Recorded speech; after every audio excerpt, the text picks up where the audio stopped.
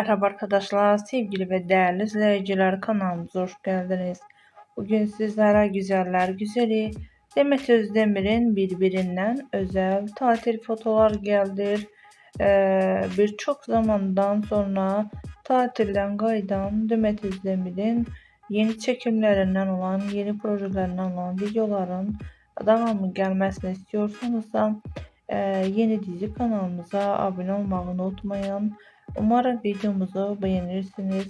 Buyurun videolarımızı izlemekte kalın. Hoşça kalın arkadaşlar. Bizden bu kadar.